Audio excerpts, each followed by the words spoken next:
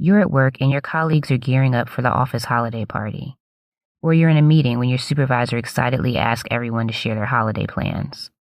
You're suddenly overcome by a wave of sadness as you think about your loved one in hospice and how the holidays will never be the same once they're gone. Or worse yet, this is your first holiday without them. You dread sharing how you really feel now that grief has entered the picture, but the last thing on your mind is the holiday spirit. I'm Zuri Parks, and this is Chaotic.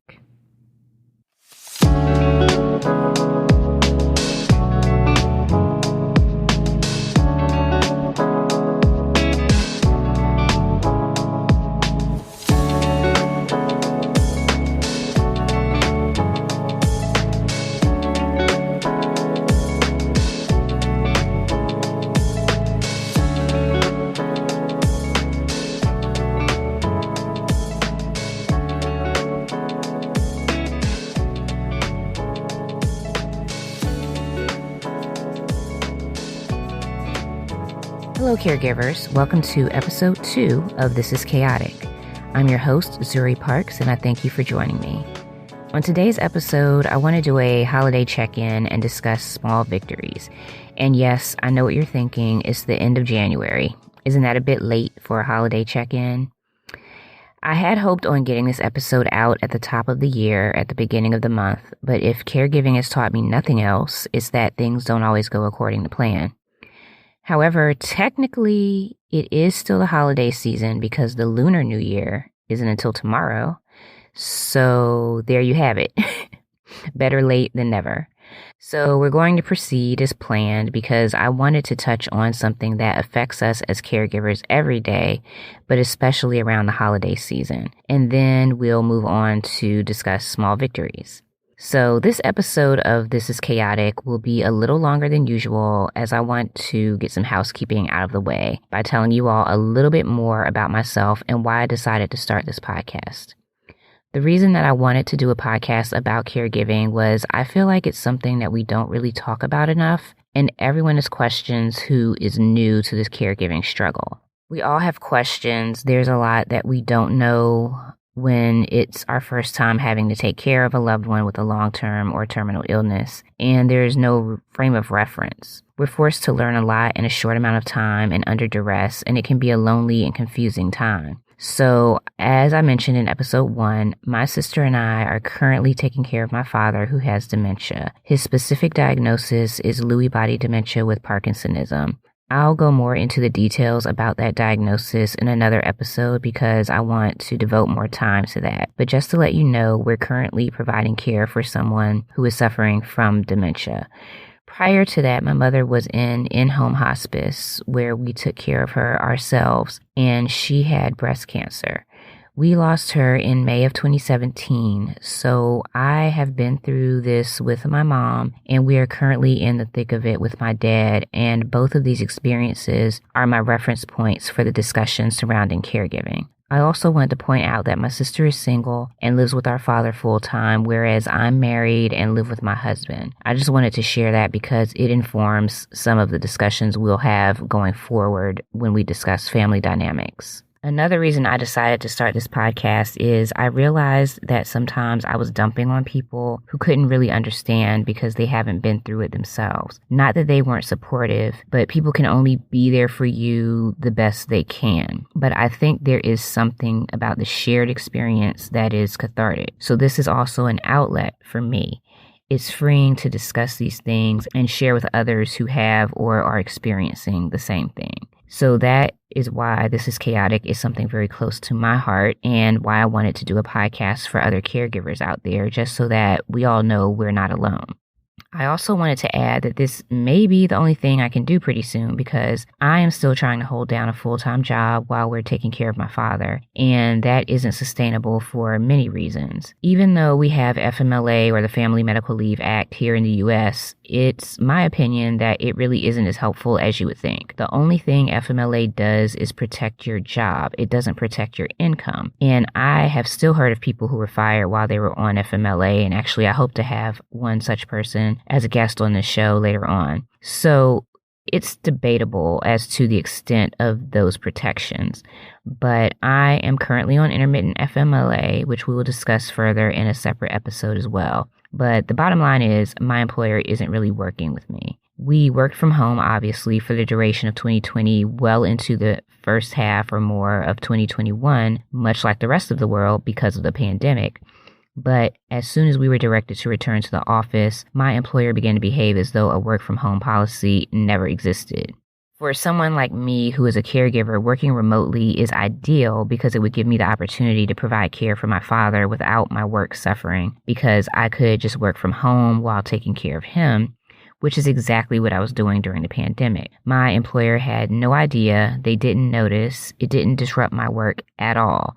What is disruptive to both my work and taking care of my father is having to physically go into an office. That is the major obstacle in my life right now as far as work and caregiving is concerned. I have used up all of my sick leave. I am now dipping into my annual leave. And at this point, I'm honestly ready to quit because this is not sustainable. So I may be joining the Great Resignation very soon, and this is another reason I decided to start this podcast.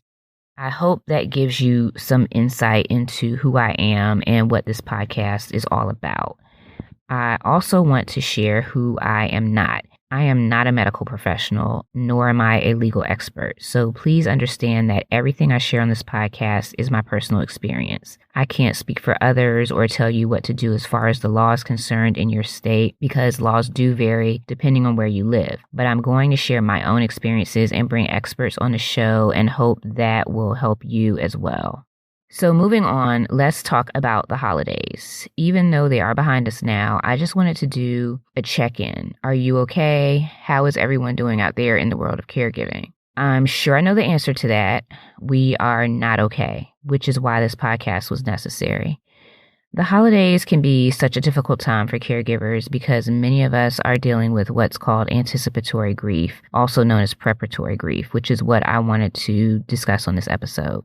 What was once a festive time at one point in life is forever changed by a loved one's illness. When we were taking care of my mother, December 2016 was her last Christmas with us, and while no one can ever say that it's someone's last day for sure, it was pretty painfully obvious. There's a pamphlet that one of the palliative nurses gave us before my mom was sent to hospice that outlines all the signs that portend the end. I think most people are too grief-stricken to even look at something like that, and I didn't look at it myself initially. Actually, I thought it was in poor taste to hand that to someone as they willed their dying mother out to hospice, but maybe that's just me. On the other hand, I also like to be informed, so eventually I did read it over and knew by that Christmas that all the signs were there. So that made our Christmas complicated, to say the least. Whatever holiday you celebrate, it changes things. Enter anticipatory grief. For those of you who don't know, anticipatory grief is a grieving process that many people, not all, experience prior to the impending loss of a loved one. So if your loved one who is diagnosed with a terminal illness, they may still be with you, but you may have already began grieving their loss. Or in cases like my father with dementia, you're already grieving who they once were. You go through the same emotions that you would with depression. So when you throw anticipatory grief into the mix, that complicates the festive spirit of the holidays. We dealt with that this holiday season with my dad because he does have dementia and he's not himself. He barely recognized that it was Christmas. So besides that, along with the anticipatory grief comes depression, anxiety, guilt, and resentment. I know that one is a tough pill to swallow, resentment, but it's a fact that many caregivers are also grieving the loss of freedom. You can't come and go as you please anymore. You can't live life the way you once did or hoped to. My sister and I can't take vacation because we don't have in-home care right now.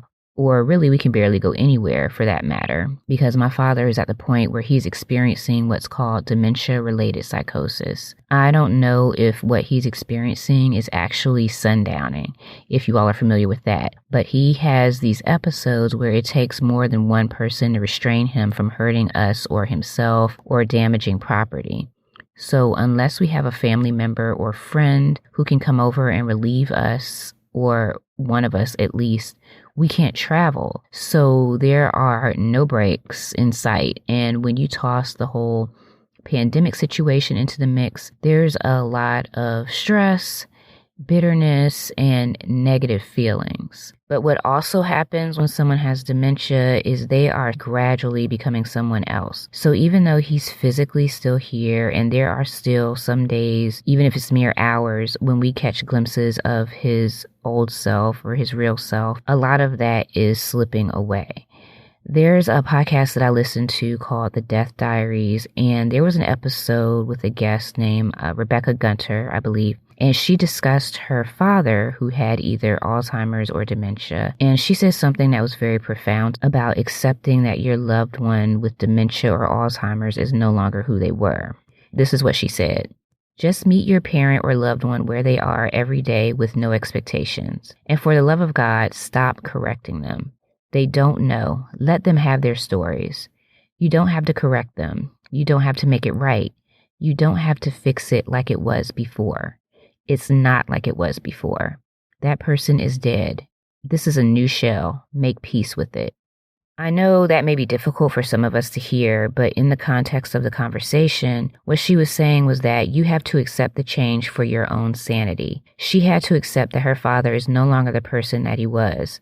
Of course, arriving at that realization also contributes to the anticipatory grief that we experience around the holidays, that especially for those of us who are still working, our colleagues can't understand when they're talking about holiday parties or the holiday potluck, ugly sweater contest, whatever they're doing, that you have zero interest in at all.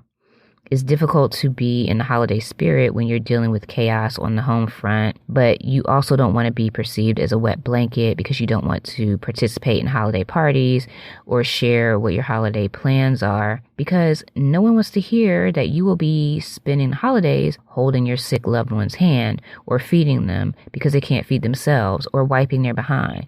And Christmas or whatever holiday you observe is the furthest thing from your mind.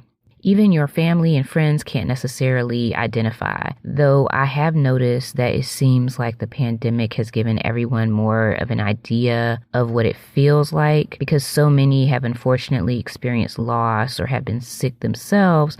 I think the world now has a better understanding of this type of grief that caregivers experience around the holidays. I noticed this year that everyone was more subdued. We didn't put up any decorations at work like we normally do. We didn't do any holiday parties or celebrations of any sort like we normally would, because I think everyone is kind of feeling what we as caregivers have been feeling. They have that unfortunate perspective now, so to speak. It's complicated. On that note, I wanted to share a little bit more about anticipatory grief from one of my favorite websites, What's Your Grief, which I will link in the show notes. As you can guess from the title, What's Your Grief is an entire website devoted to discussing the many facets of grief that we go through in life. There was an article they posted called Grieving Before a Death, Understanding Anticipatory Grief. So I just want to read an excerpt from that now to give you all a better idea of what I mean by anticipatory grief. And I'm sure a lot of you will be able to relate to this. This is just an excerpt, so if you want to read the full article, I will link that in the show notes as well. So anyway, here is a passage from Grieving Before Death. Once death is on the horizon, even just as a possibility, it's natural that we begin to grieve. Though this is different than the grief that follows a death, anticipatory grief can carry many of the symptoms of regular grief: sadness, anger, isolation, forgetfulness, and depression. These complicated emotions are often coupled with the exhaustion that comes with being a caregiver or the stress of being left alone when someone goes to war or is battling addiction. We are aware of the looming death and accepting it will come, which can bring an overwhelming anxiety and dread. More than that, in advance of a death, we grieve the loss of a person's abilities and independence, their loss of cognition, a loss of hope, loss of future dreams, loss of stability and security, loss of their identity and our own, and countless other losses. This grief is not just about accepting the future death, but of the many losses already occurring as an illness progresses. When we know a death is imminent, our bodies are often in a state of hyper-alertness. We panic whenever the phone rings, an ambulance must be called, or when our loved one deteriorates. This can become mentally and physically exhausting. The same is true of watching a loved one suffer, which is almost always part of a prolonged illness. Caring for them as they suffer takes an emotional toll on us. So it's a pretty lengthy article that goes on to expand on things to remember when dealing with anticipatory grief. I highly suggest this read for all caregivers out there, whether you're dealing with someone who has a long-term illness or a terminal illness. I think this article gives a lot of insight into what you may be feeling around the holidays or every day for that matter. I just wanted to share that to let you know that you're not alone and what you're feeling is not abnormal. It's natural. And we are all just trying to get through this with our sanity intact as much as possible. So I do highly recommend that read and the What's Your Grief website for all of the caregivers out there listening right now. It's been really helpful for me, not just in this caregiving experience, but as I have experienced loss in life in general. And I hope it's also helpful for you. On that note, let's move on to the small victories portion of the program. Now that we touched on a difficult side of caregiving, I want to look on the bright side for a minute, the highlight of this week for me. So the small victory this week is my father is finally clean. He finally got a full shower this week after months of fighting him to take a shower. Those of you who are caring for someone with dementia or Alzheimer's or who have, you know that this is a big deal. My father had not fully bathed or been bathed in months. The most I could ever get him to do was a quick sponge bath with disposable washcloths, and I literally had to chase him a few times to get him to cooperate with that. But the last time I was able to give him a full shower was months ago, because when he's cognizant, he doesn't want us to see him naked. And quite frankly, I don't want to see my father naked either. I'm sure you all can identify with this. Part of taking on the caregiving role is having to bathe another adult who isn't your child or spouse. And that can be an extremely uncomfortable reality. I think especially when it's an opposite gender situation, if that makes sense. I mean, was it weird having to clean my mom? Yes. But to me, it's even more awkward bathing my dad. That's a struggle I think a lot of people don't discuss or acknowledge. But I'm here to tell you, I am not prepared to see my father swigging berries, much less touching them. I would rather go the rest of my life without that experience. And I'm sure he feels the same way. Nobody prepares you for these things psychologically or emotionally. The one time that I helped him take a shower, I tried to preserve his dignity as much as possible. So what I did was I had him undress while I waited on the other side of the door. I set him on a shower chair and I handed him a towel to put over his lap. He could do that because he still has some pretty good mobility, but I understand that this may not be the case for everyone. We also invested in a handheld shower attachment, but he couldn't really make use of that because of the decline in his motor skills. So I cleaned off everything that I could without exposing him, then asked him if he thought he could handle the rest himself. He said that he could, so I handed him a soapy washcloth and let him manage that himself while I stepped out. But that was on a good day. On a bad day, he's so confused he doesn't know how to change into his pajamas. So there's that. Also, the type of dementia he has results in a decline in motor skills, so some days he can manage simple things like using a washcloth and signing his name, and others he can't. So his HMO works with another healthcare provider that does home visits, and we were finally able to get a health aide to come in. Now, mind you, his doctor gave us a referral for this back in November. It is now January, and we were just able to get that coordinated. So a health aide came out to bathe him, and I was really nervous about how he would behave or whether he would cooperate because #dementia. Those of you who are taking care of a loved one with dementia or Alzheimer's know the unpredictable nature of it all. Everyone is different. Everyone doesn't become combative or violent or agitated necessarily. My father didn't for a long time. However, it has come to the point when he does get agitated or becomes combative from time to time. The type of dementia that he has causes hallucinations, so he has tried to bite and scratch us when he's hallucinating that we or someone else are trying to rob or kill him. He has punched my sister, damaged my hand, torn down curtains, you name it. And that is par for the course with Lewy body dementia. So I was quite nervous to have not only a stranger come into the house, but someone who would see him at his most vulnerable. The other issue we face with my dad is I've realized that we can't tell him things ahead of time. If we tell him that someone's coming, like the physical therapist or a nurse, I try not to tell him too far in advance because it sends him into a tizzy of anxiety for days leading up to the appointment. So I've taken to only informing him of these things at the last minute because that's just what works with him. I'm not suggesting that you do this because maybe you don't have the same issue, but for him, it seems to be a trigger that sends him spiraling, and that's what we don't want.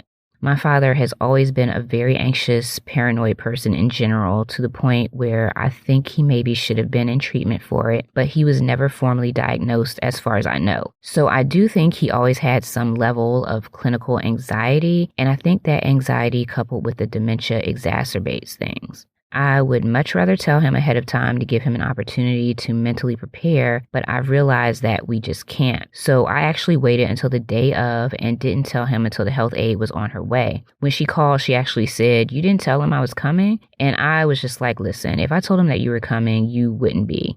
And that's not going to work because he needs a bath.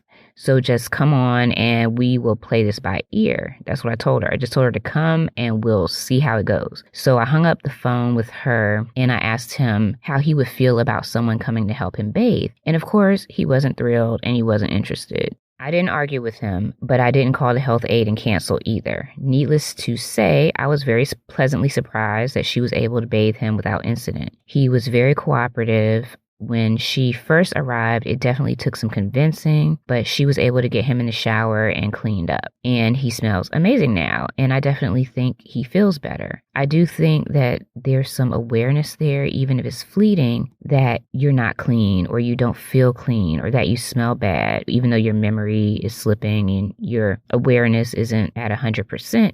You notice these things.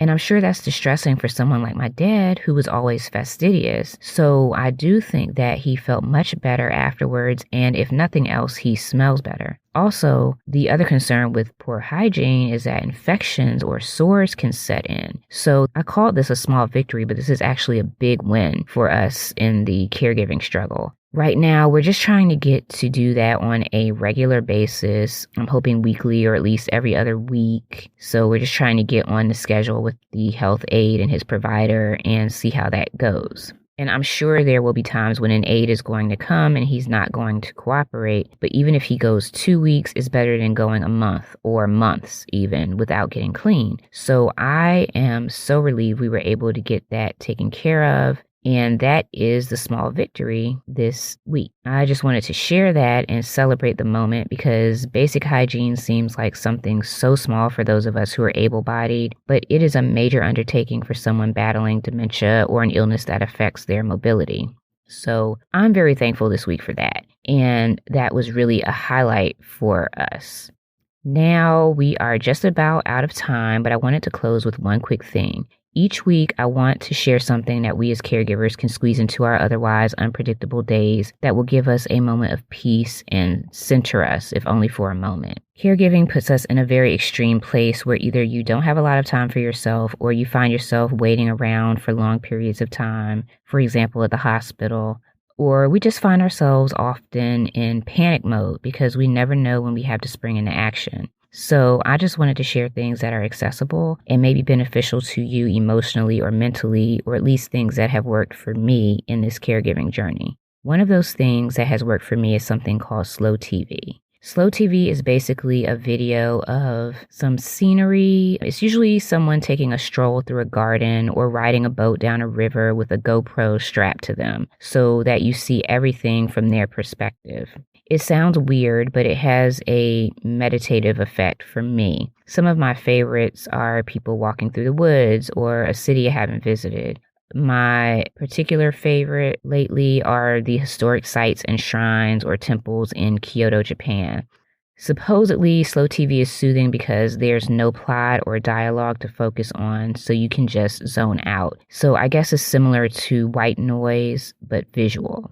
Another benefit of slow TV for me has been that it gives me the opportunity to feel like, albeit temporarily, I'm somewhere else for a moment. Like I'm at the beach or on Lake Como. It's like I'm traveling without traveling. While it's definitely no replacement, it is a bit of an escape. So to find some of these videos, just pull up YouTube on whatever device you use, and if you type in slow TV, some of them will come up. Another way would be to search on 4K Walk. Either one of these search terms should bring up plenty of options. The videos can range anywhere from 30 minutes to 3 hours. There are lots of options, so check it out. That is my little self-care tip for this week. Hopefully it will calm your nerves as it has mine. Try it out and let me know what you think. And that about covers it for this episode of This is Chaotic. If there's anything you would like to share with other caregivers and listeners, maybe this episode sparked something you would like to share, you can leave a recorded voice message to be played on the show at 301-541-7062. Or reach me via email at thisischaotic1@gmail.com. Please only share your first name and where you're calling from or any other relevant details you want to share, like maybe your loved one's diagnosis. This podcast is about the shared experience and shedding light on anything that can help us all through the chaotic experience of caregiving.